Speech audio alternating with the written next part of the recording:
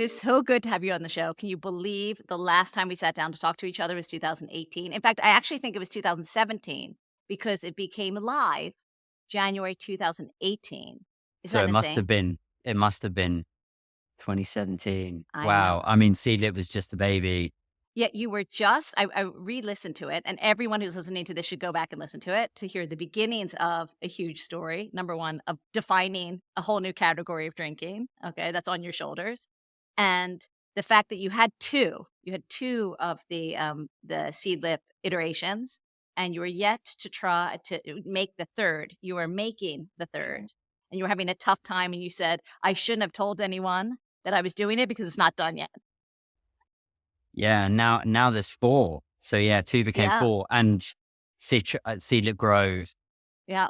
simplest flavor profile to create. Anyone could imagine different types of citrus and lemongrass and ginger being, yeah, yummy, but trying to, yeah, the technical side of citrus and oils and molecule sizes and filters.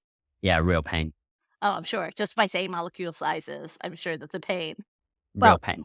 again, the last time we sat down, you said I had found this quote that you said you wanted to distill all of Shakespeare. Yeah.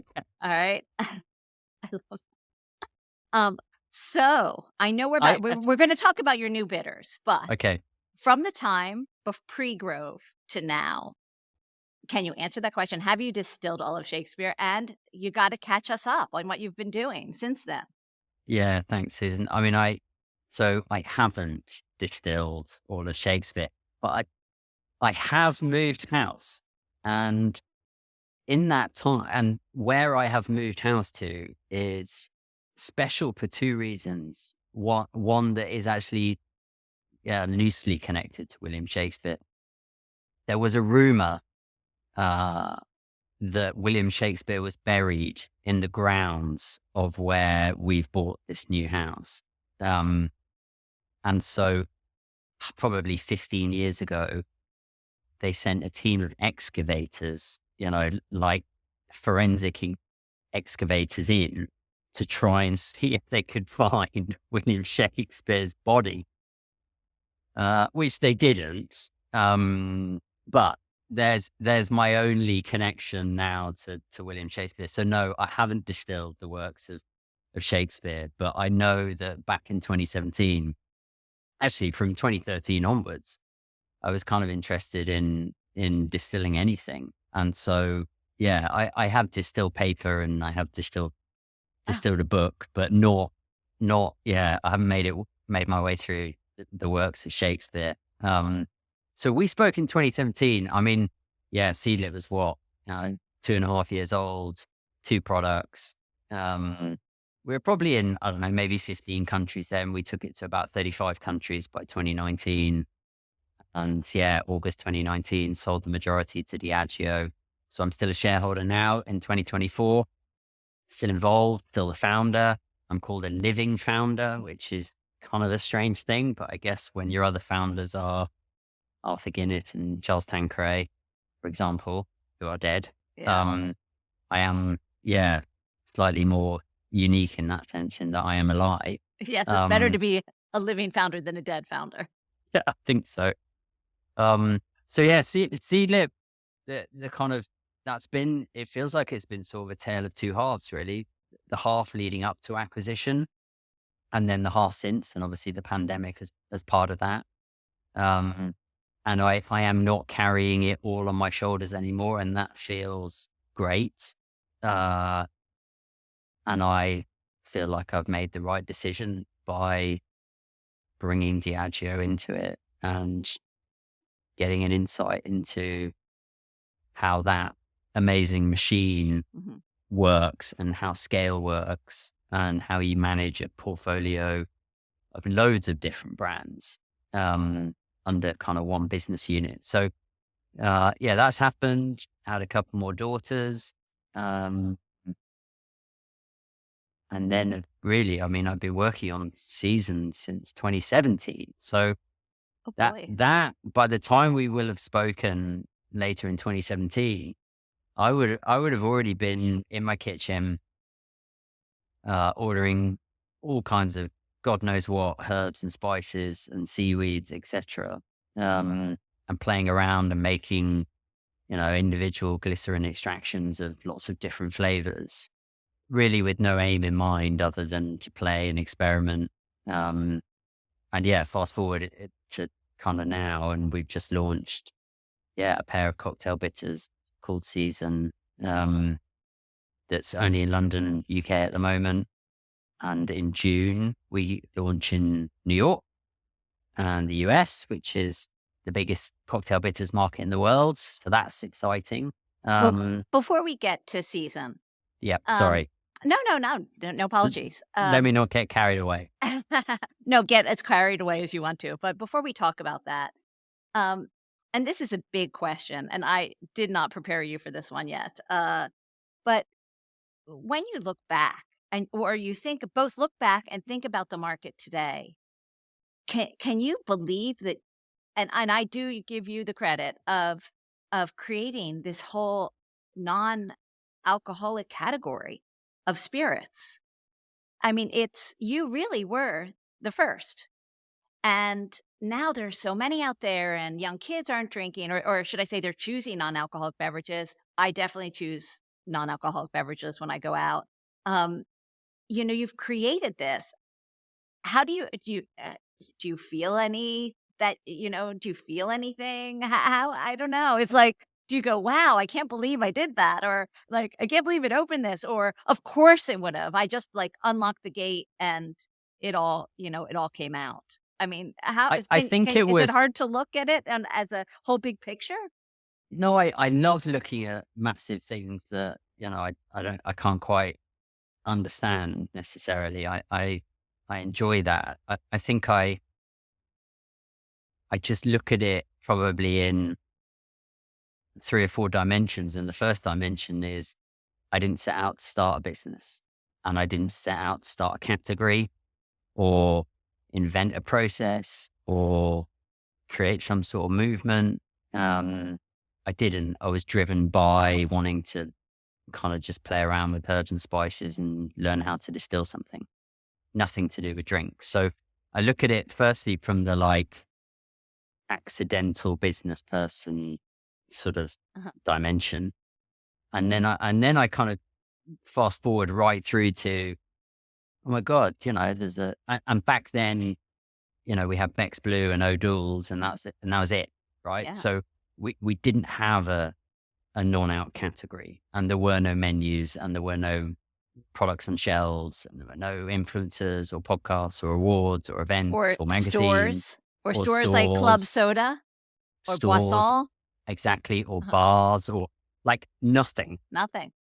absolutely nothing. And so when I then look at the trajectory of, 2015 to now, 9 years, and I go, well, I reckon there's 1,000 new non-alcoholic brands out there across beers, wine, spirits, and functional as the 4 simple dimensions that I look at it through.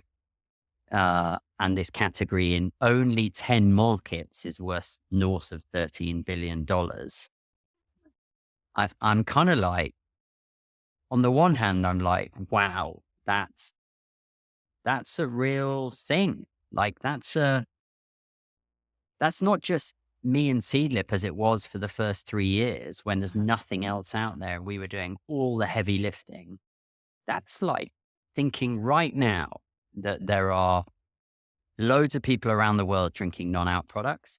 There are loads of great non-alc cocktails in menus. There are loads of bottles on bars. There's loads of founders kind of working night and day, pushing this agenda. There's range reviews happening just for non-alc. There's buyers getting job titles of like, you're the buyer for non-alc now. That's what you do.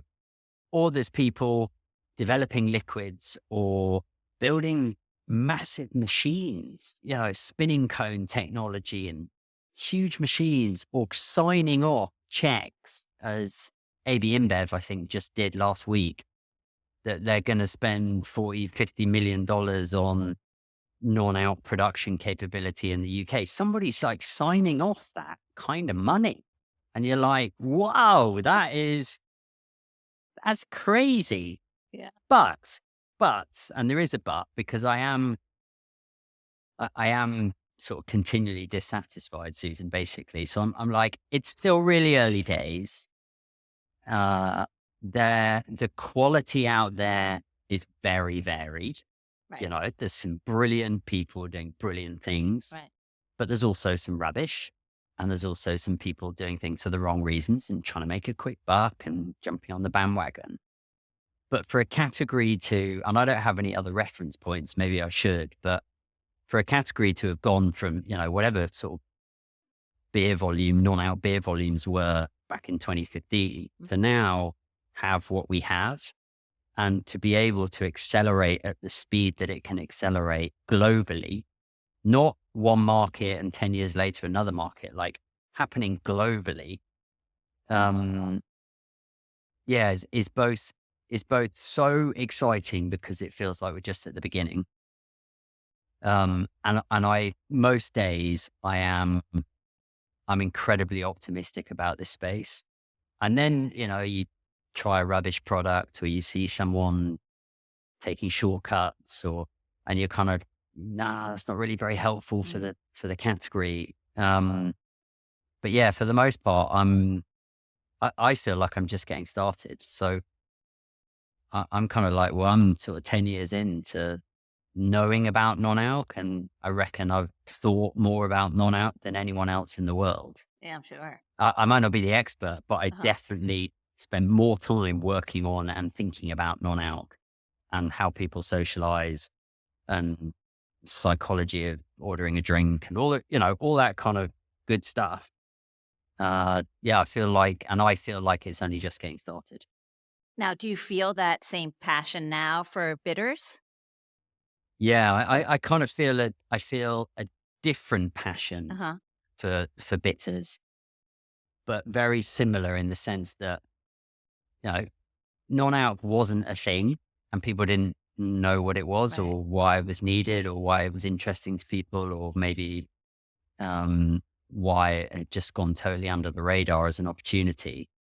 And then people definitely didn't know about distilled non-alcoholic spirits and the education that was needed there. And so there was a big job to be taken seriously there Yeah. and to be credible, and for me to learn about the drinks industry and how you even build a drinks business globally. So that was a big kind of paradigm.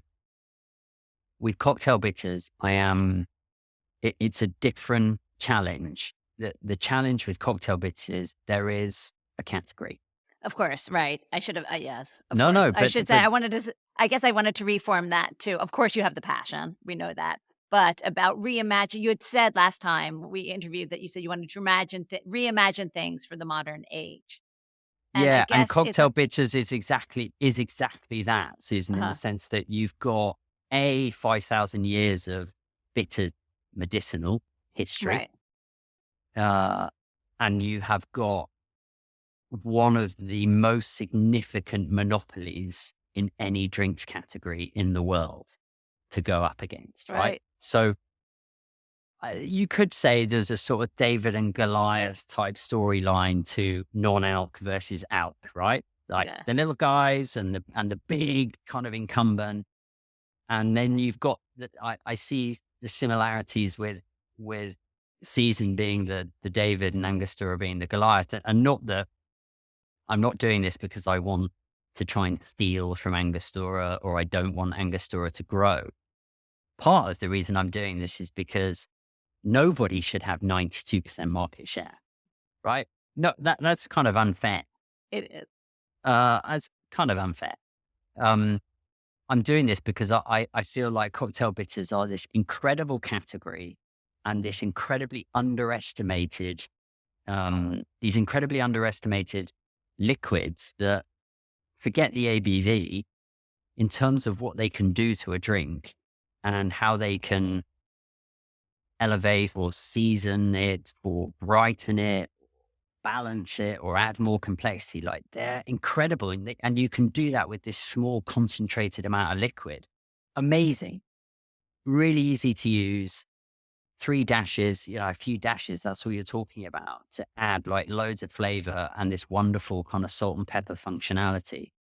And so they are called for in the recipes of 30% of the world's top 50 cocktails. Like, Mhm. you look at the most popular cocktails in the world, the Manhattan, the old fashioned, like they call for bitters. Right. And so I'm interested by the fact that these magic liquids uh, have sort of stayed within the bartending world.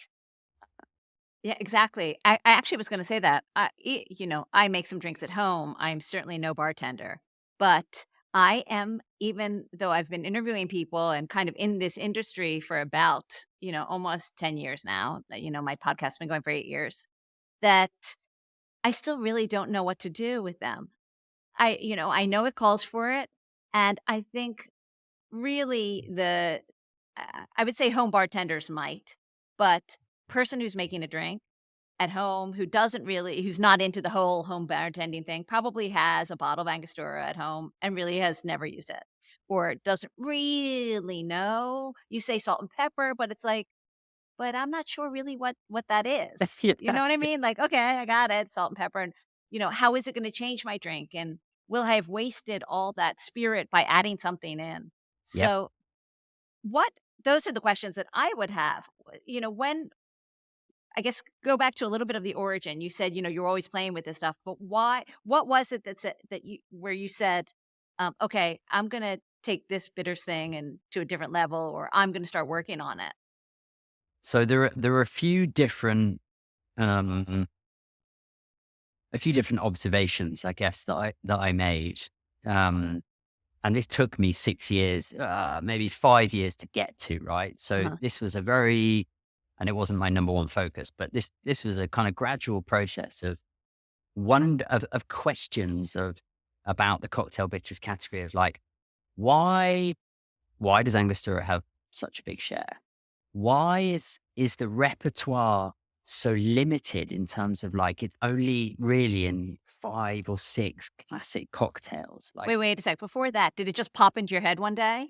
Like no, you were I making a kind drink? of no. So this was Seedlip. We're on our own, and we want to make great Seedlip cocktails. Uh-huh. So I was kind of like, okay, what else can we use? What other Oh, tools okay. have we got? Yeah.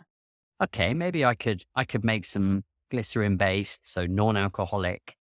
Uh, I made some marmalade. I made a blend of different extracts of like a marmalade bitters and a chai bitters, and we'd use them at events, and we'd use them in seedlip cocktails, and we'd give bottles to bartenders, and it was just a little bit of a side experiment, as if we were kind of making syrups or other ingredients that we could use in a seedlip cocktail because we couldn't buy them, so we had Right. to make them. Okay. Um, and it was another way of me indulging my fascination with the fact there's 47,000 edible plants on this planet, Right. and I would love to taste every single one of them, Right. right? And so cocktail bitters usually and historically are way more complex blends of ingredients, i.e., we had 6 to 8 different ingredients in a seedlip. Well, in Okay. season, we've got 15 plus. Right. It is about ramming it full of lots of flavor, um, and lots of dimension rather than, a base spirit, for Okay. example. Um, so I kind of, I made these different blends, and I carried on with Seedlip. And it was really only in the last few years that I picked the project back up in my head and was kind of like, I need to, there's still a space for this. There's still a space. Why is Angostura kind of so dominant? Why do bitters brands usually have so many different products? Right. Like, I didn't understand why I needed lavender bitters and Okay. celery bitters and chocolate mole bitters. I didn't understand why I would want so many different ones. Okay. And so I kind of, I was just like, oh, I can understand why now, because bartenders, when they're just, they've got their back bar, they can have lots of different products there. They can experiment. They can get into way more detail than the person at home. And so isolating celery, for Right. example, they can do. I was kind of like, but that's not necessarily how the public thinks. So maybe if I think about it from like a simple public perception, I'm kind of like, there's these weird little bottles and bars, and they kind of get dashed in, and I don't really know what they do, and I don't really know what they taste like, and I don't really know how they work. And there's so many of them. Like, how do you choose which Right. one you need? And I don't really want to buy one product for one kind of drink. Right. So I'm not going to drink a drink all the time that needs lavender bitters. And so I was like, okay, I'm going to like break the world of drinks into two. And I kind of feel like we have sort of these lighter, brighter drinks where we're kind of, it might be spring, summer, um, and that's everything from like just soda or lemonade or tonic or gin and tonic, or it's a sour or a martini or a margarita. We've got those kind of like gin, tequila, Uh-huh. vodka, lighter vermouth, that kind of profile, which we have in food too, with salads and white fish. And then we have this kind of darker profile of drinks.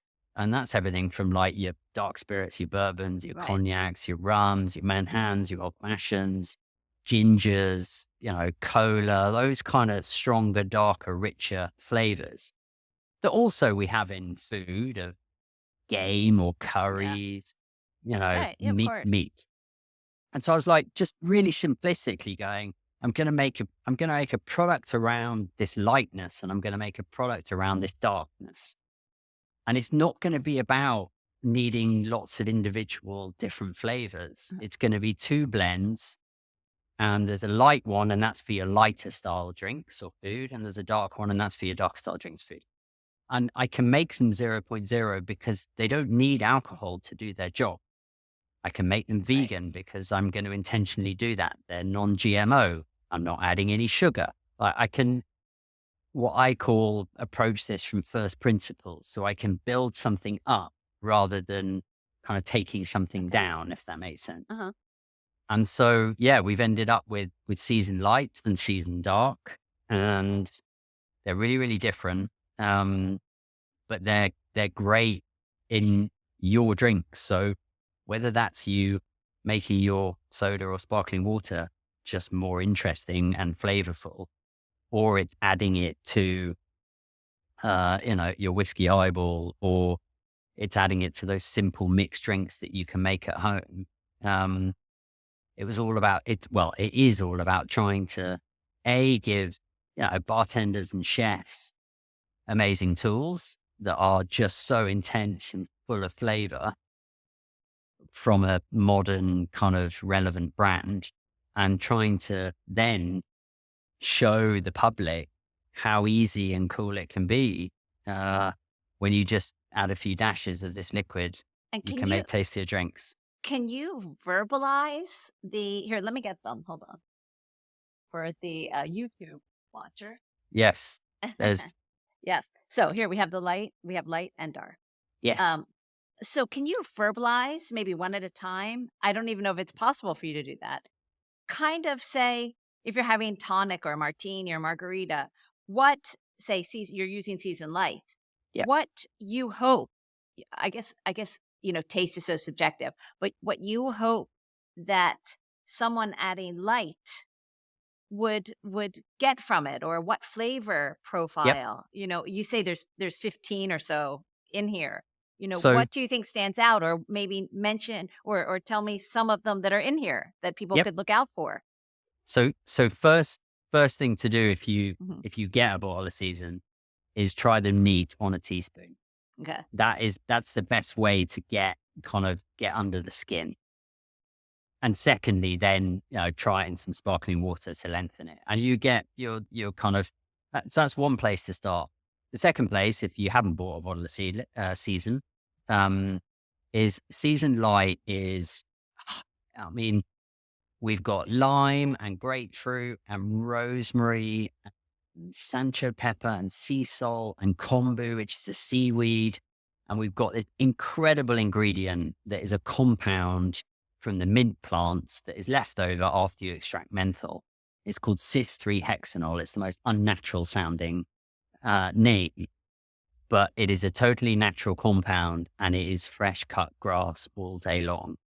And it's the most important ingredient in seasoned light. So seasoned light is the brightener. It's kind of like, yeah, a margarita with its lime and its salt is nice and bright and fresh. Seasoned light added to it takes it to another level.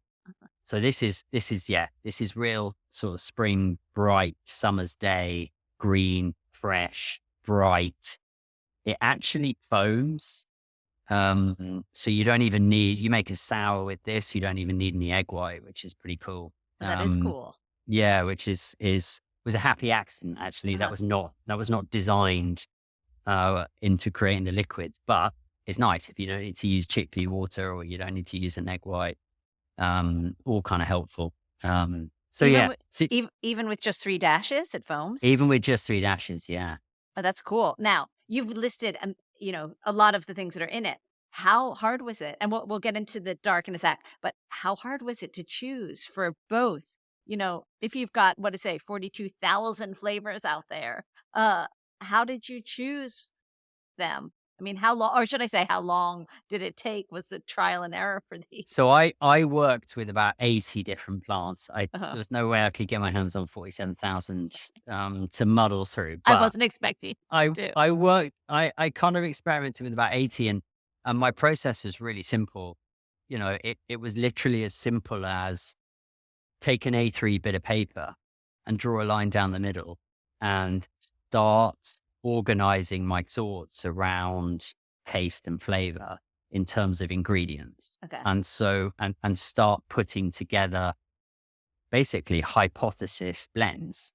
And so, Okay. we had seasoned light, although they're not in there.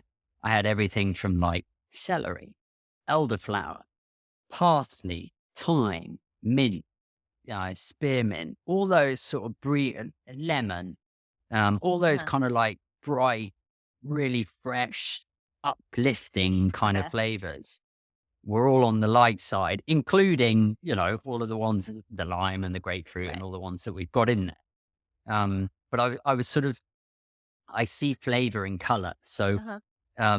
this was the same with Seedlip Spice and Grove and Garden.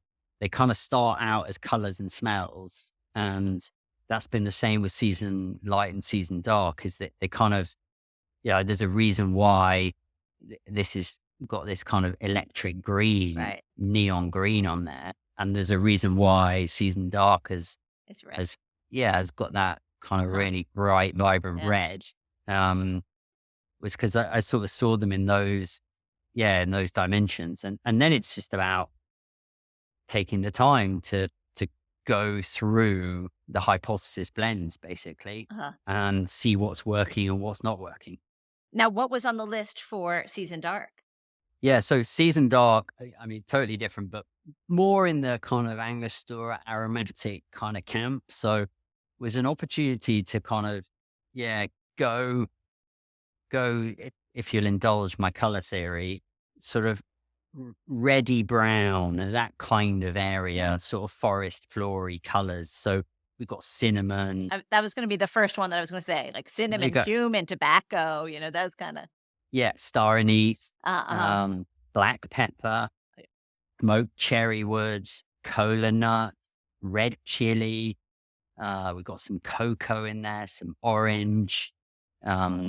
So yeah, that and guy, I mean, what else did I have on the list? Cascara, tonka, vanilla, cherry. I can't even remember mushroom, although we have got some, a bit of porcini mushroom extract in there to bring a bit of that umami kind of chewiness through. So yeah, I mean, that is the really fun bit, actually, just thinking about the kind of the flavor map, and the list of ingredients, to try and play around with. Yes, and so since we're on dark, again, what would you, if you were like ginger ale or your old fashioned, what do you hope, kind of those adjectives that you get from it? Yeah, so The opposite of bright. Yeah, the opposite of bright um, seasoned dark is, you know, in ginger ale, ginger ale is quite neutral actually. It's quite a it's a soft. It's not ginger beer and it's not Right. cola. It's not heavy spice. And so by putting seasoned dark into ginger ale, you're lifting some of those ginger notes and kind of carrying them and pushing them forward, which is delicious. But also you're providing this beautiful like aromatic blanket over the top that actually becomes quite strong. It's quite a strong taste. So you're turning this sort of what I would call quite a neutral mixer into a proper drink. Mhm. And it's the same with seasoned light and tonic. Like mixers they're mixers, right? They're there to mix with, and usually they're potentially just half the drink, Right. and so having something else to really elevate them can really transform them into being a proper drink. And yeah, seasoned dark with ginger ale is a match made. It's a wonderful combination. Mhm. And the old-fashioned Manhattans, rum old fashions, that kind of thing. Rum old fashions, bourbon old Right. fashions, a whiskey highball. So literally just, whiskey soda, 3 dashes of seasoned dark, a nice citrus garnish. Um, yeah, it's really, it's obviously unbiased, but it's really simple when we know the behavior of if we love hot sauce or chili oil or, those finishing touches of dashing or drizzling that we know really make and finish a dish. Mhm. It's tapping into some of that behavior, especially for foodies, especially for people who love their food. Absolutely. Now, what's with the 3 dashes? Like, What do you mean? is it how do you know, like, between 2 and 4, you've got, okay, only 3. Is it because that's what people usually do is 3? Or you definitely the 4 takes it to a different place, or the 2 is just not enough? So I know it seems like a silly question, but it's always 3 dashes. So what's with the no, 3 dashes? it's a few reasons. I mean, number Okay. one, my favorite number is 3, right? I have 3 kids, 3 dogs. I'm obsessed with the number 3. So Okay. there's one element Alright. there. Number two, in doing my research, I couldn't find anything consistent. So I wanted something I had the consumer in mind here of like, you can go less, you can go more, but let me at least give you a guide. Let me at least give you a starting point to kind of go, we think 3 dashes is all you need. Okay. You want to put 5, 6 like in there? Uh, Absolutely no problem with me, right? You'll go through a bottle faster, and that means that's Right. happy days for us. So, Right. Go but crazy. but rather than go, oh, in this recipe is 2, and in this Okay. recipe is 8, and then people are confused. I kind of go, start with 3 dashes and see how you go. You want more flavor? Add more. You want less? Okay, next time make it with a little bit less. But don't do drops. That was the only thing. Make sure they're proper dashes, not Okay. not not a little drop. Alright. I wanna get to the design because you're Hmm. from an art background. I know Hmm. that from having interviewed you before, and your gorgeous, gorgeous bottles that I always point out and say, "Everyone, look at these bottles. They're so gorgeous." I love the Seedlip bottles. Thank you. Um, these, I have to say, they look like bitters bottles. So Okay. was this something like when you went to, not that I don't love it, by the way, I do love it. I love your design and I love the logo. It's beautiful.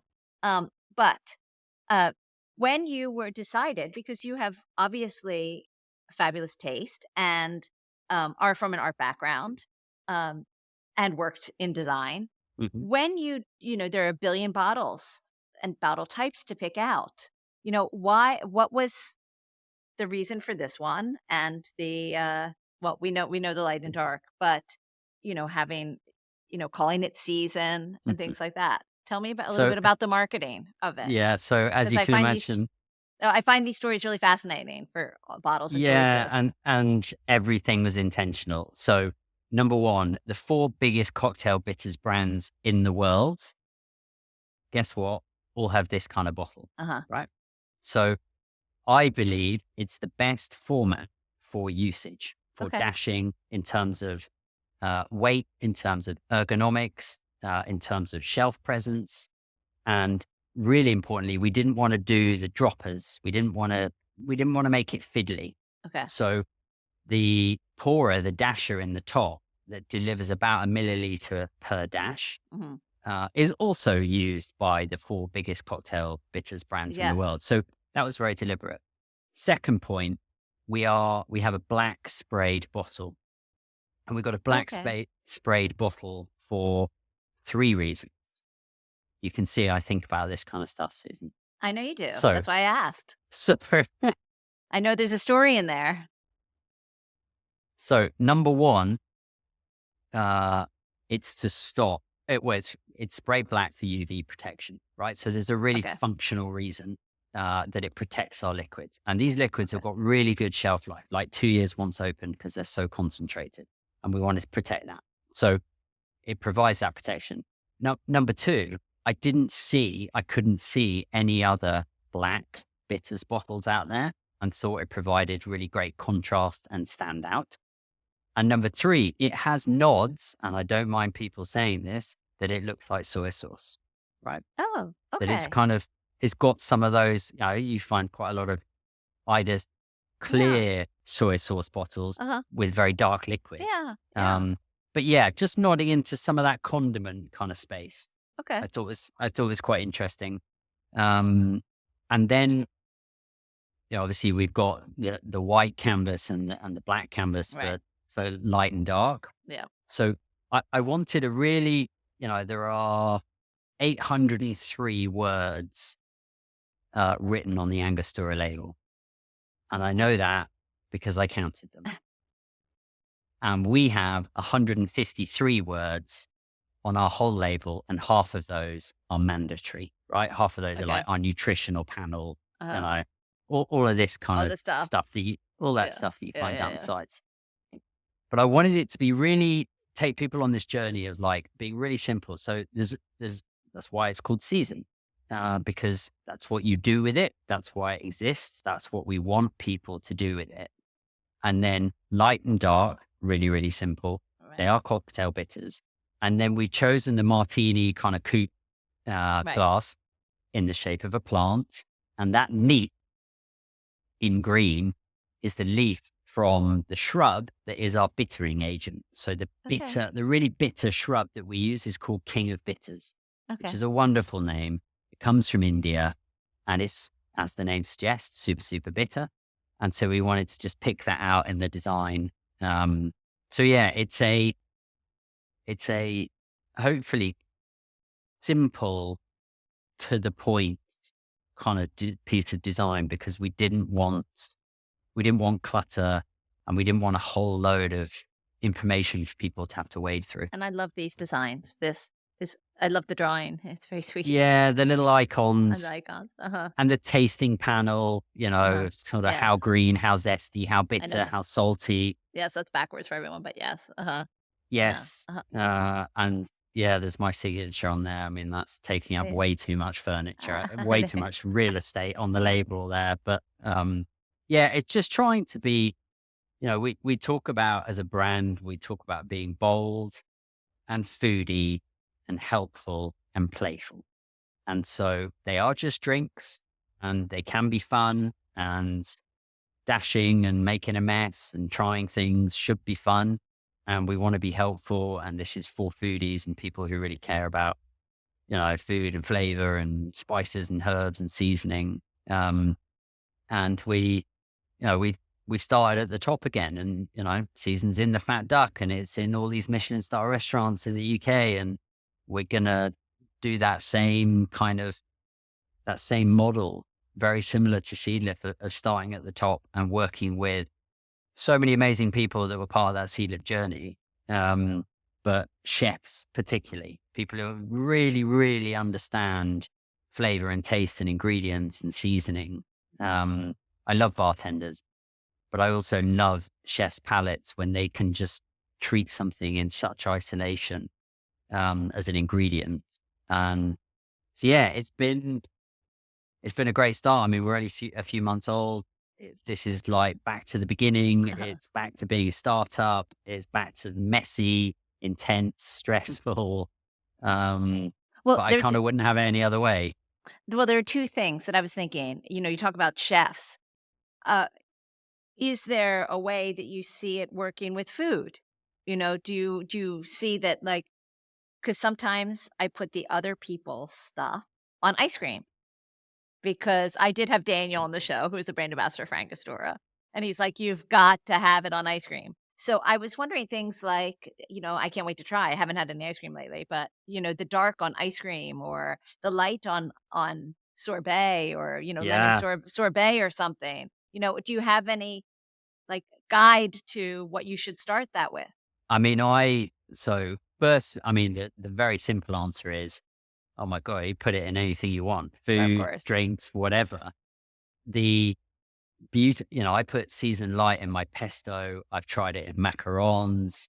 I've tried it in a sort of vinaigrette salad dressing. Yummy. I've tried seasoned dark in chili, bolognese, baking with it because it's got some of that baking spice kind of quality to it. Maybe like If, brownies. yeah, brownies, Uh-huh. like you talking about putting on ice cream, I was like, oh yeah, seasoned dark in like an affogato. Yeah. Like, yeah, the big switch for me, or the big difference between season and seedlip, is seedlip was very, you know, yes, there was a huge education piece and there was a massive brand building piece. This needed to be a brand that was aspirational and really quality, and people thought was cool to be seen drinking and wanted to have in their hand and wanted to proudly show off. Season's an ingredient, and actually we're not the star. It's not about the season Right. brand. Uh-huh. It's about season the ingredient and the kind of mindset of, great, I'm going to stick this in loads of different stuff. And so collaborations and other brands that we work with, we want to be in their drinks. We want to be in your events and your menus, Right. rather than it being like, and here's the season bar, and Right. here's the season stand, and here's the season Uh-huh. activation. It's like, no, I'd much rather we go and be in everybody else's stands and activations, and go be friends with everyone else, rather than it all being, hey, here's our little bottle and we've got to try and do all the work. And also, do you feel that you've done that? I mean, you've done it, and you've done it huge. That you've done that process before, and that would just be doing that process again. But Whereas I this think is if, a completely different, you know, different process. As in, not doing all that stuff that you just talked about, getting the show, getting the, you know, yeah, people I in to think drink it. if, if I was doing another seedlip, then yeah, I'd go, well, I'm going to do the seedlip Right. playbook Yeah. and we're going to do it that way. I think for season as a business, it needs to, yeah, it needs to find its model and its growth model. And Which I think uh, would be much more exciting for you because you've already done the other, I mean. yeah, Yeah. although you could kind of go, oh yeah, but if you've done it before, it'd be much easier the next time. And uh, I'm not necessarily the one that, yeah, I usually don't take the path of least resistance. Yeah. Actually, it's kind of, we're this is also, Susan, our first project, and we have another two that we're going to launch in the next 18 months. So, whilst doing season, we're also building a production unit, near where Shakespeare was meant to be buried at the new house, and we're making another load of liquids that are not out there and have never been made before and have been in my brain since actually before Seedlip. So yeah, I'm really also interested in being efficient, and kind of, we're trying to spin lots of plates, um, and get out there and experiment and learn and test and adapt and evolve. And, I didn't take Seedlip to the US for 2 years, and we're going in our first 6 months this season. That might be Right. absolutely madness, you know? But you have, I mean, people know you. It isn't as they're like, "Oh, it's Ben, we That trust him." helps. Yeah, of course That it helps. helps. Yeah, Yeah, you that know? helps. That does help. Uh-huh. But there's also the flip side that if it's, if you created something that someone didn't like, then it would be like, oh boy. So, it's always, Yeah, it's a dare, it's daring, well, to, yeah, I mean, to make something new. it is, and 9 out of 10 food and drink businesses failed. So, like, the odds are totally stacked against you anyway. It's a deluded thing to think that you can beat the odds. Right. But you have, and what a great way to end. But you've I have beat the once. odds. I You have beat the odds. once. I have once. You beat the odds once. Woo, that's but hugely, hugely, usually beat the odds. So Well, it's yeah, I don't know. It's been I still get like my daughter came over from she's been to London with her friend and her friend's parents. I think they'd been to like she go to the theatre maybe in London, and yeah, she came back and I'm like, how'd you get on? She's like, the first thing she told me was not about the theatre. It was, we went to a restaurant and they had 3 bottles of Seedlip on the back bar. And that still